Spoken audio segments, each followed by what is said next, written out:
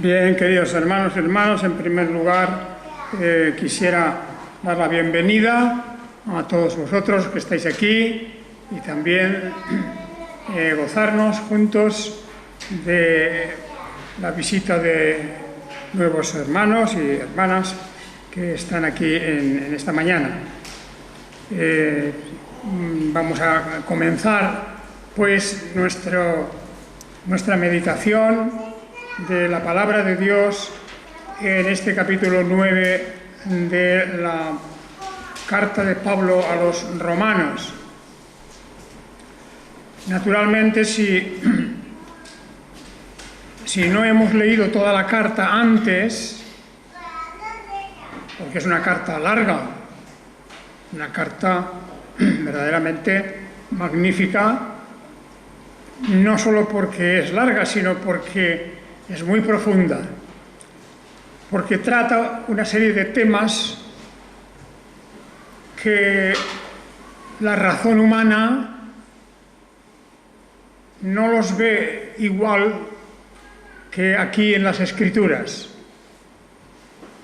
Aquí en la Escritura tenemos nada menos que la revelación de un plan, el plan de Dios para nuestra salvación y redención, por medio de Jesucristo y por medio del sacrificio de aquel que Él envió como Mesías, como el ungido, como el único que podía desempeñar esa labor de acabar con el pecado, con la culpa del pecado y con toda la maldición que trae el pecado. Y el pecado es la transgresión de la ley de Dios.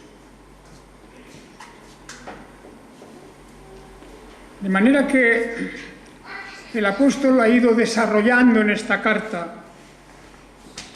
todo ese inexplicable plan de Dios. Y digo inexplicable porque, aunque Dios nos lo refiere aquí en estas páginas y le dedica pues todo este magnífico libro de la Biblia a darnos una idea del plan de salvación, sin embargo, nuestra mente es refractaria. La mente humana, como le dice Pablo a los Corintios, no entiende las cosas de Dios, que por naturaleza nuestra no entenderíamos las cosas de Dios. Es necesaria la asistencia y la presencia del Espíritu de Dios en nosotros para que verdaderamente comprendamos ese plan de Dios que en algunos momentos nos hace como echar un paso atrás, como diciendo, ¿será esto posible? ¿Cómo Dios hace las cosas de esta manera? Y eso es lo que está explicando el apóstol San Pablo en estos capítulos 9, 8, 9, 10, acerca de la elección. La elección es un acto de la voluntad de Dios por el cual designa a aquellos que han de heredar el reino de los cielos. No por sus méritos, no por sus obras, sino directamente porque la voluntad de Dios así lo ha querido. Esto aparece ya en esta carta a los romanos, en este pasaje que hemos leído antes, porque aquí nos habla de un antecedente, nos habla de una historia que ya había ocurrido muchos siglos antes, en el caso de aquellos gemelos que habían nacido y que dice el versículo 11, 9-11, no habiendo aún nacido, ni habiendo hecho algo bueno o malo, para que el propósito de Dios permaneciera conforme a la elección. De estos dos gemelos que nacieron, de Rebeca y de Isaac, pues uno de ellos fue aceptado por Dios, el otro no.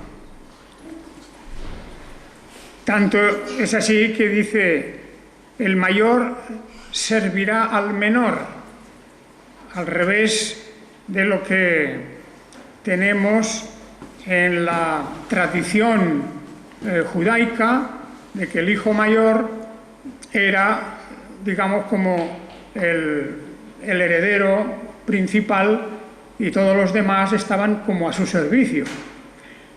En este caso, Dios cambia el orden y dice, el mayor servirá al menor, pero dice aún más y más fuerte, como está escrito, a Jacob amé, mas a Esaú aborrecí. ¿Por qué? ¿Por qué esta diferencia de la relación de Dios con estos dos hermanos gemelos? Bueno, pues ya el otro día hablábamos de este tema, hablábamos de la historia, de cómo ellos, que habían nacido al mismo tiempo, sin embargo, no se comportaron igual.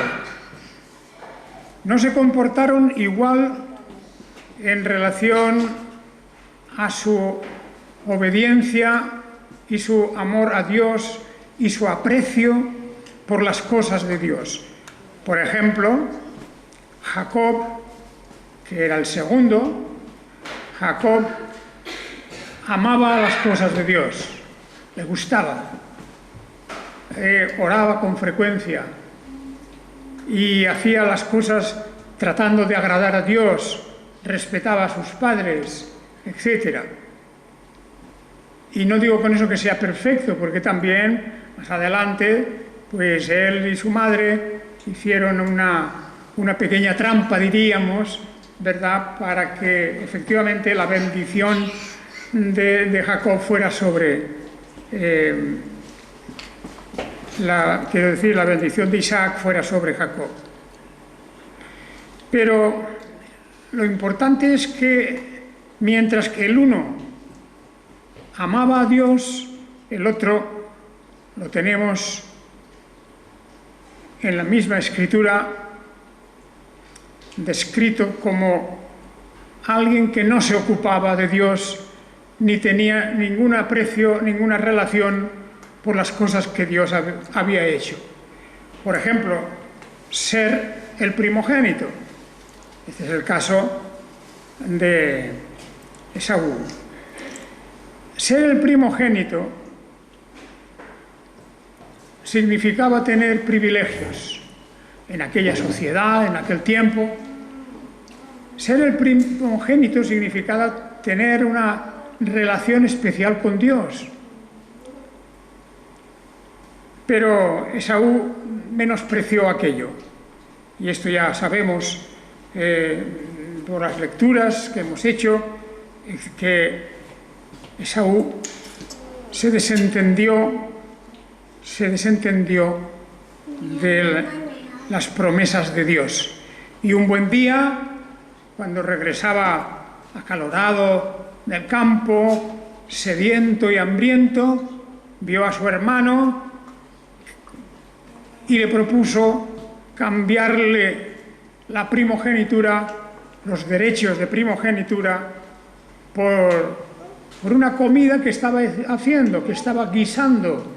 No le importaba nada la primogenitura, pero sí que le importaba la comida y la bebida que en aquel momento necesitaba, y lo valoró por encima de todo.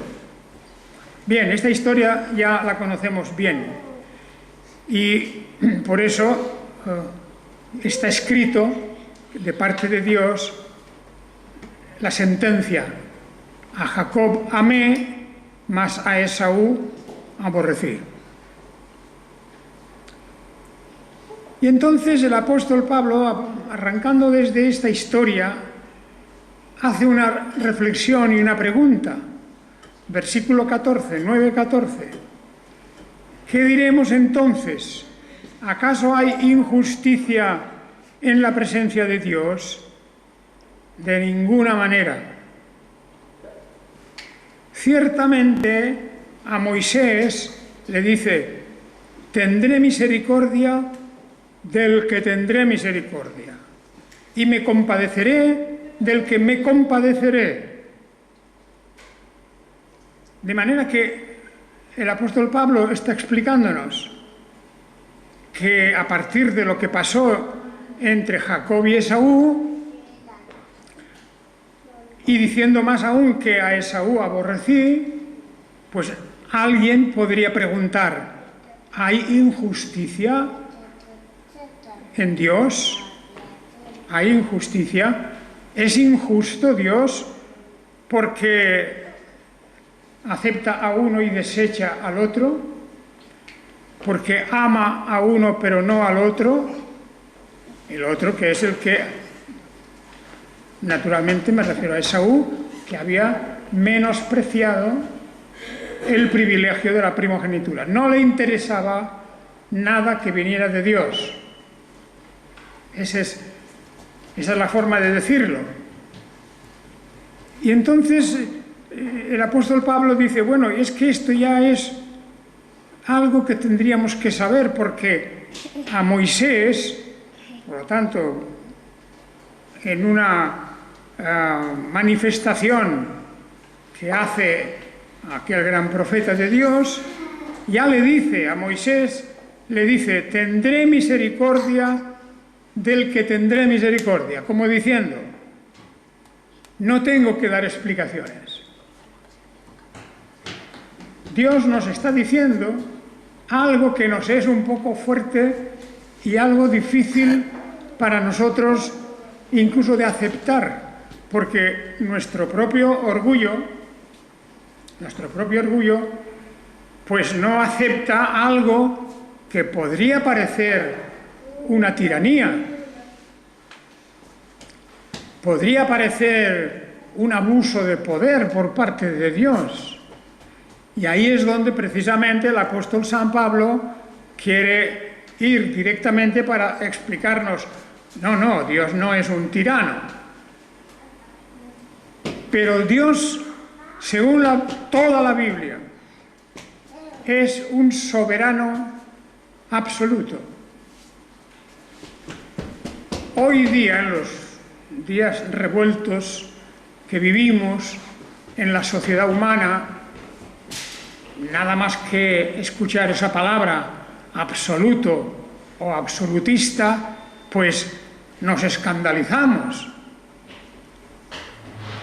porque parece como si volviéramos a los tiempos de las tiranías. Pero claro, eso será entre los seres humanos. Entre los humanos sí que hay tiranías, sí que hay absolutismos injustos, sí que hay incompetencia en aquellos que tienen el poder y por lo tanto que causan daño. Todo eso es verdad en la sociedad humana. Pero Dios dice: tendré misericordia del que tendré misericordia.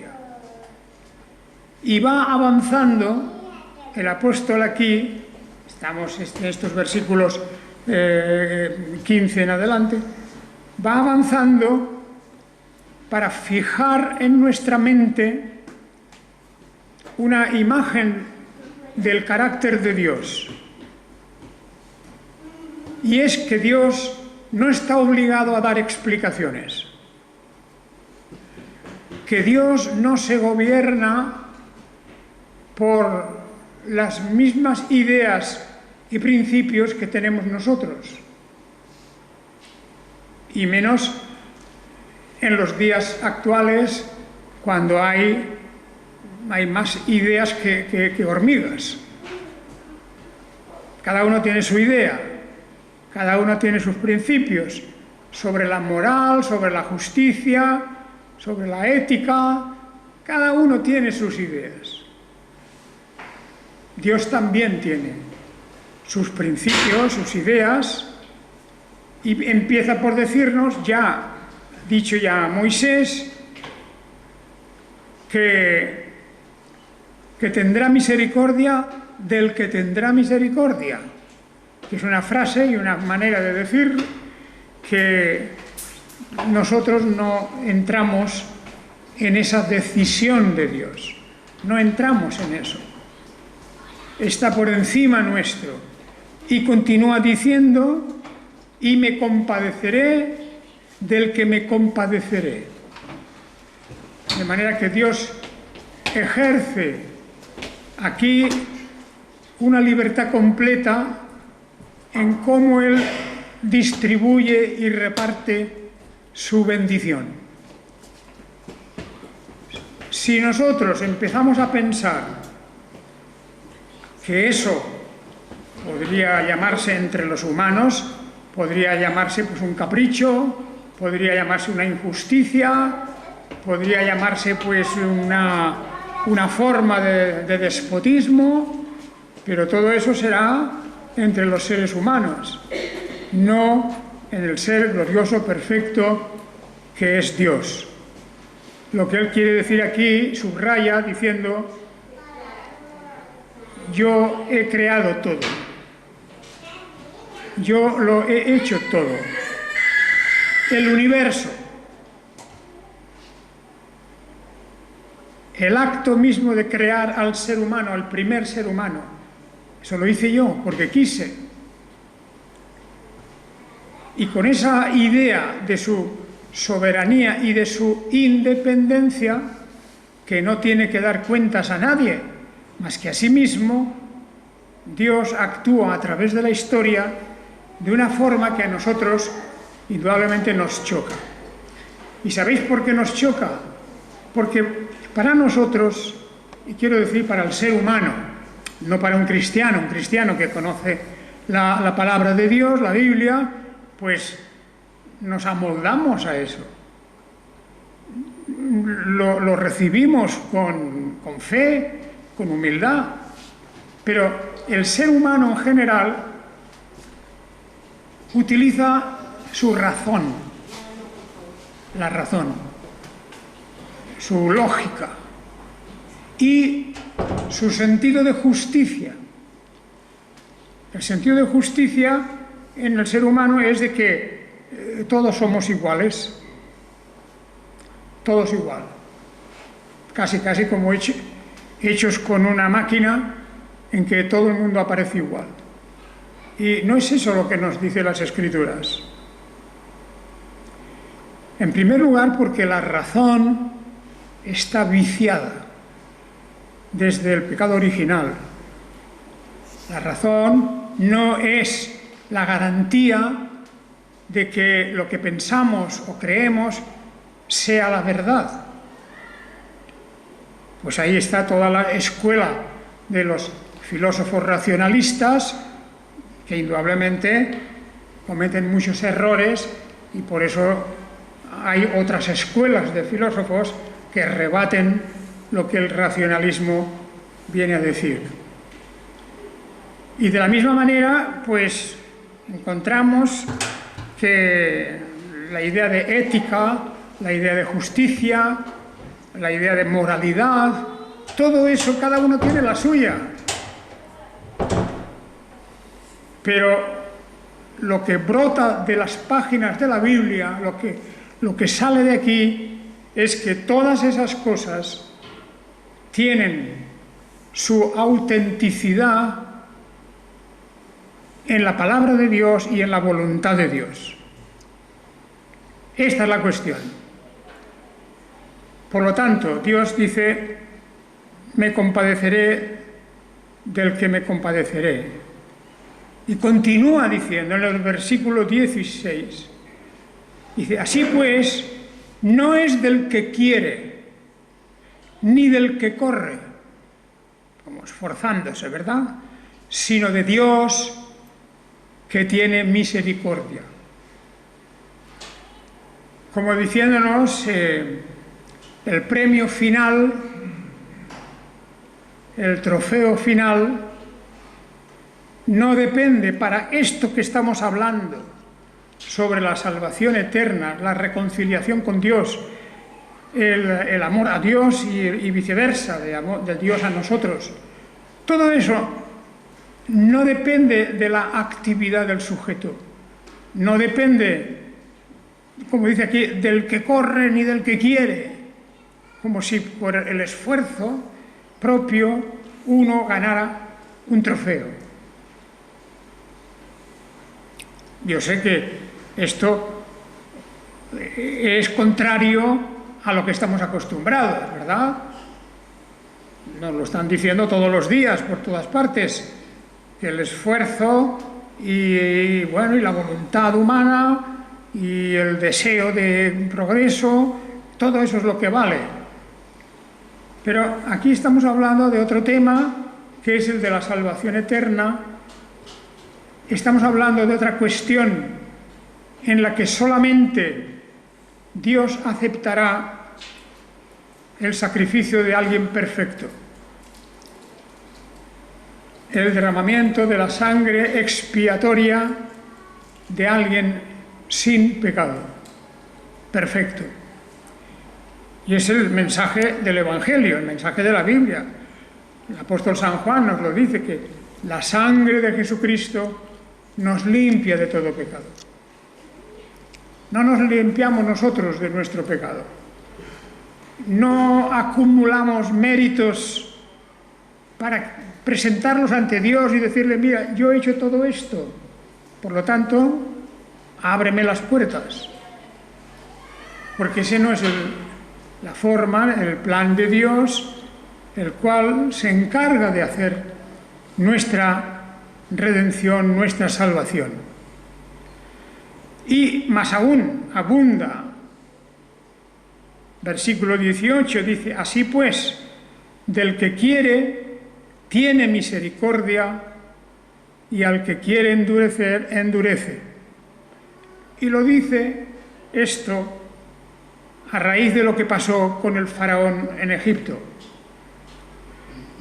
Aquel faraón cruel que tenía como esclavos a todo un pueblo, a la nación de los hebreos, y los tenía a su disposición, impidiéndoles incluso la mismísima elemental libertad para adorar a Dios.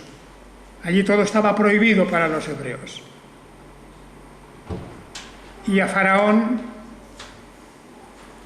le dice claramente, dice, para esto te levanté, para mostrar en ti mi poder y para que mi nombre sea proclamado en toda la tierra. El enfrentamiento del faraón contra Dios mismo, que a través del patriarca Moisés va a pedir unas cosas, a exigirle unas cosas. Déjanos libres para que vayamos a nuestra tierra a adorar al Señor. Y el faraón una y otra vez los rechazó y los rechazó.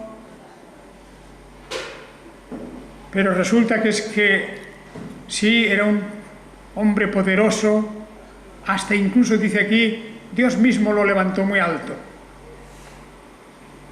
Pero hay que pensar que cuando Dios levanta a alguien muy alto, su caída es más terrible. Es lo que pasó con el caso del faraón, con la destrucción de su reino, de su ejército y naturalmente con el fracaso de su intento de prohibir la marcha del pueblo hebreo. Así que lo está diciendo, del que quiere tiene misericordia y el que quiere endurece. Faraón fue endurecido una vez y otra vez y otra vez. Fue Moisés a pedir que les dejara marchar y él se negó. Y se negó, aunque Moisés allí hizo señales sobrenaturales, maravillosas, para demostrar que era Dios el poder que estaba aquí hablando? Pues no, se negó, endureció su corazón. La terquedad del que recibe suficiente información y conocimiento y no quiere doblar su cerviz. Pues aquí está el endurecimiento. Y luego viene, lógicamente, una pregunta. Versículo 19. Nos habla a nosotros que estamos escuchando esto, que a lo mejor dentro alguno se hace una pregunta. Me dirás entonces, ¿por qué pues inculpa? Porque ¿quién ha resistido a su voluntad? Este es el versículo 20. El versículo 19. Claro, esa es la pregunta que sale de nuestra razón. Si estamos diciendo que Dios tiene misericordia de quien quiere y como quiere, que también endurece, entonces, dice el apóstol con toda lógica, y entonces, ¿por qué inculpa? ¿Por qué te declara culpable? Si Dios endurece, ¿a quién endureces? ¿Cómo se iba este hombre a arrepentir? ¿Cómo iba a permitir que saliera libre de aquel pueblo? Y entonces el apóstol pues se acerca al tema y dice, claro, nuestra razón nos pregunta, ¿por qué inculpa? Porque ¿quién ha resistido a su voluntad? A ver, ¿quién puede decir sí si Dios dice no? Esto es una pregunta lógica, ¿verdad? Si hablamos de Dios como todopoderoso, hablamos de Dios como el creador del universo, hablamos de Dios como aquel que ha diseñado incluso cada paso de la historia humana. Si es Él, entonces, ¿por qué nos atribuye alguna culpa? O a algunos.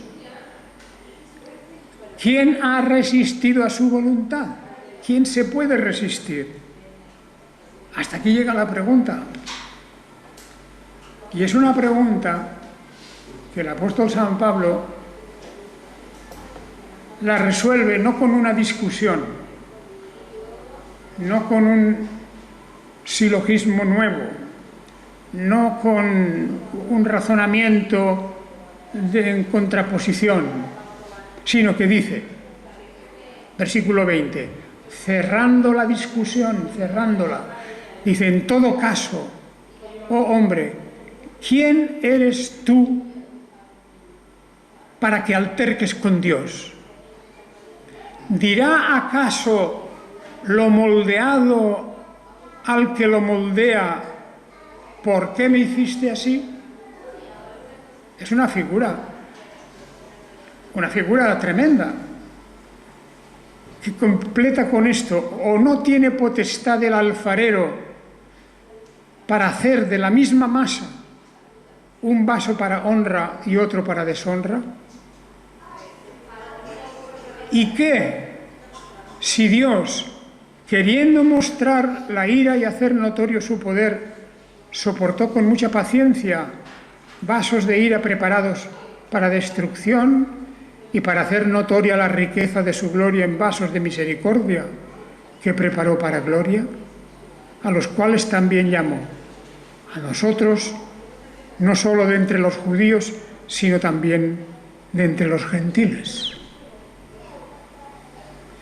Yo sé que este razonamiento y esta explicación del apóstol en nuestros días escandaliza a mucha gente. Claro, porque estamos en los tiempos de la democracia, estamos en los tiempos de la igualdad, estamos en los tiempos sobre todo del bienestar general. Y nos encontramos aquí con algo que dice, bueno, pues es que démonos cuenta de una cosa, que Dios lo ha creado todo, es el creador del universo, y Dios hace de su obra, de todo lo que Él tiene y ha hecho, hace conforme a su voluntad. Pero esa voluntad es la voluntad de Dios, de un espíritu limpio, santo, perfecto, etc. Y hemos de darnos cuenta de que nosotros no estamos en la condición de pensar y creer las cosas tal como Dios las hace. No estamos. Me refiero al ser humano en general, cuando viene a este mundo. Solamente aquellos que por la gracia divina, por el amor de Dios, son transformados, regenerados conforme a la imagen de nuestro Señor Jesucristo, pueden aceptar esto. Digo aceptar, no digo entender. No digo entender porque no es la razón la que entra aquí. Podemos estar de acuerdo y no escandalizarnos. Pero tiene que ser una obra de Dios, que Dios toque nuestra mente, nuestro corazón, todo nuestro ser, para que cambiemos nuestra manera de razonar y nuestra manera de pensar. Y es que hay una cosa que tenemos nosotros muy arraigado, muy arraigada la idea de nuestra propia sabiduría y grandeza, de nuestros conocimientos. Tenemos una serie de, yo diría, de ideas equivocadas acerca de lo que somos capaces de pensar, sobre todo con el uso de la razón, porque ahí es donde aparece todo.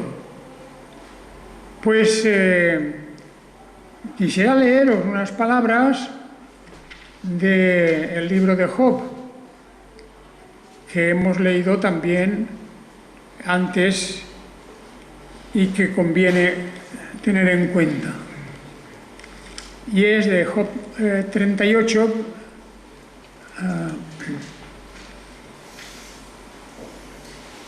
el capítulo 38 de Job,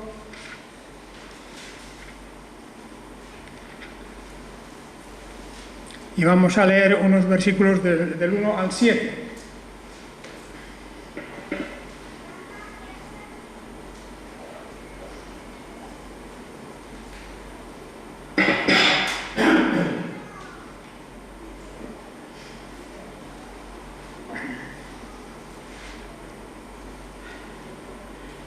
Los que conocéis el libro de Job ya sabéis que es este personaje, Job, un hombre que amaba a Dios, que tenía un buen testimonio público, etcétera, etcétera. Bueno, de repente se puso enfermo, su enfermedad fue algo terrible.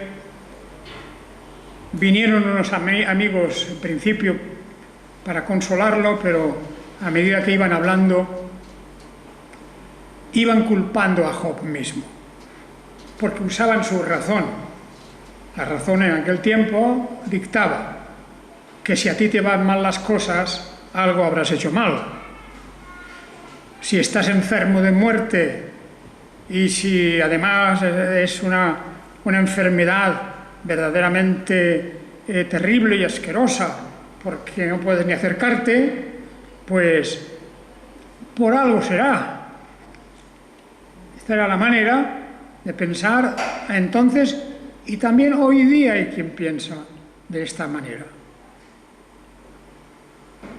Pero entonces, después de que habían hablado todas estas cosas, interviene Dios en esa especie de corrillo que hay allí, ¿verdad?, alrededor del enfermo.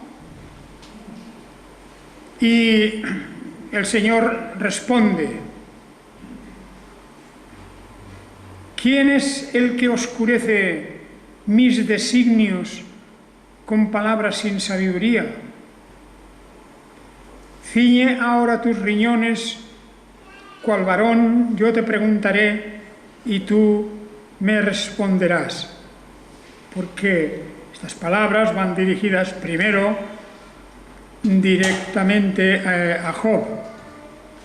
Pero antes había hablado Eliú, y hay aquí una especie de confusión entre las cosas que dice Eliú. Por una parte, Eliú se presenta, Eliú es un amigo de estos amigos de Job, defendiendo a Dios y, bueno, haciendo ver que lo que le pasa por algo.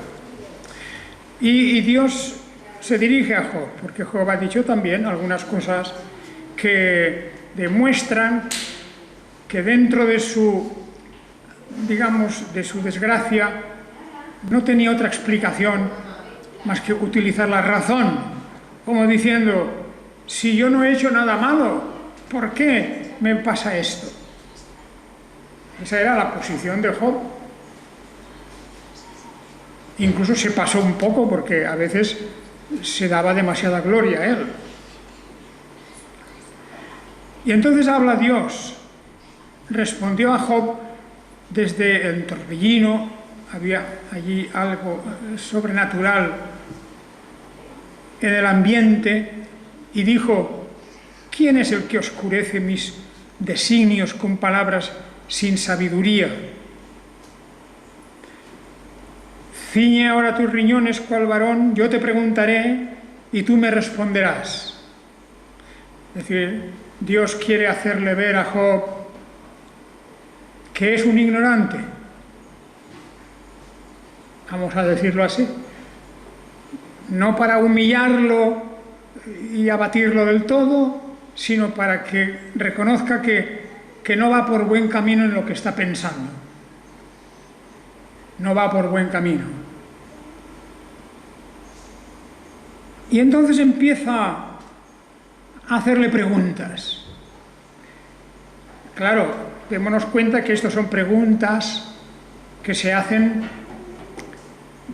3.000, 4.000 años antes de nosotros. Dios no nos preguntaría estas cosas igual hoy, pero nos haría preguntas que no podríamos contestar. Y le dice: ¿dónde estabas tú cuando yo fundaba la tierra? Primera cuestión. Diciendo: yo no existía. Job tendría que decir: no existía. Cuando tú fundaste la tierra, no existía. Por lo tanto, yo no participé en las leyes, en los principios, en las formas de nada. No participé. Dice: decláralo si tienes inteligencia. ¿Quién determinó sus medidas? Ya que tanto sabes. ¿Quién extendió sobre ella cordel? ¿Sobre qué están fundadas sus bases? ¿Quién puso su piedra angular? Cuando alababan todas las estrellas del alba y todos los hijos de Dios daban gritos de júbilo, se refiere a los ángeles. ¿Quién encerró al mar con doble puerta cuando irrumpía saliéndose de su seno? Cuando le puse nubes por vestido y densas tinieblas por envoltura, cuando establecí sobre él mi límite y puse barra en sus puertas y le dije: hasta aquí llegarás y no pasarás, y aquí se detendrá el orgullo de tus olas. ¿Has dado orden en tu vida al mañana, o sea, al futuro, para que enseñe a la aurora su lugar, a fin de que tome los bordes de la tierra y sacuda de ella a los malvados, le dé forma como arcilla modelada y haga que ellas se presenten como vestidura para que se retire la luz de los malvados y se quiebre el brazo enaltecido? ¿Has penetrado tú hasta los manantiales del mar ¿O te has paseado por las profundidades del abismo? Bueno, fijaos, toda una serie de cosas, estas preguntas directas que Dios nos haría a cada uno, empezando por eso: ¿dónde estabas tú cuando yo hice el mundo, el universo? Eso primero. Y es que tenemos un orgullo tan grande que cuando alguien nos explica o nos dice en la misma Biblia cómo son las cosas, enseguida aparece la reacción nuestra, como si supiéramos más que Dios, como si nuestra justicia fuera mejor que la de Dios. Y así sigue en estos versículos, y también del versículo 17 en adelante. Más preguntas, con estas ya terminaremos. ¿Te han sido reveladas las puertas de la muerte? Aquí es importante. ¿Sabes lo que es el morir y lo que hay luego? ¿Lo sabes? ¿Sabemos algo de eso? ¿Has visto las puertas de la sombra de la muerte? ¿Has considerado toda la anchura de la tierra? Declara si sabes esto. ¿Dónde está el camino hacia el lugar en que mora la luz? ¿Dónde viven las tinieblas? ¿Podrás conducirlas a sus linderos o mostrarles la senda a su habitación? Tú lo sabes, porque entonces ya habías nacido. Aquí hay una ironía muy grande, como diciendo Dios: vaya, sí que lo sabes todo porque ya existías, ¿verdad? Y esto es algo fundamental en todo lo que tratamos en la Biblia. Que si nos damos nosotros mismos el derecho y el privilegio de que nuestra sabiduría y conocimiento y nuestra razón está por encima de la de Dios, naturalmente no entenderemos nada. No entenderemos nada. A la Biblia hay que acercarse con mucha humildad. Si Dios hiciera estas preguntas adaptadas a este momento de la historia, pues naturalmente que serían preguntas diferentes. Nos preguntaría de todas esas cosas que el ser humano empieza ahora a vislumbrar, que no es ni la 100.000ª parte de lo que realmente existe, de lo desconocido que es para nosotros el universo, por ejemplo.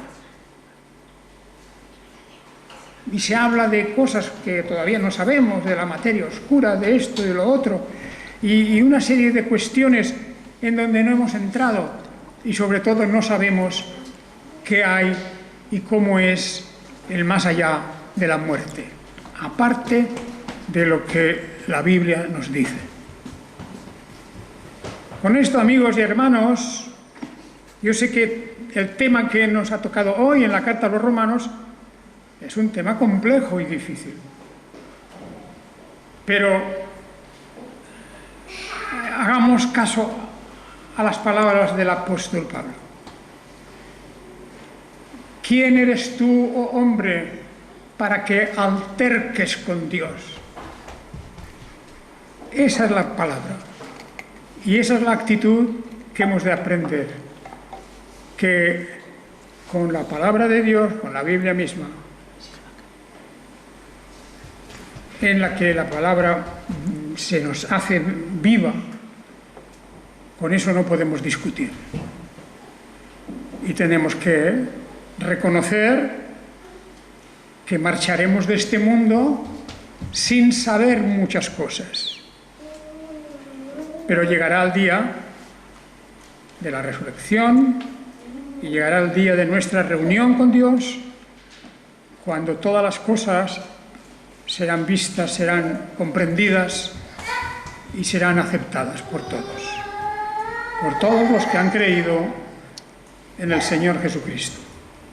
Que el Señor os bendiga continuaremos hablando de esta carta y de todo lo que viene luego, que también es una manifestación de la soberanía de Dios.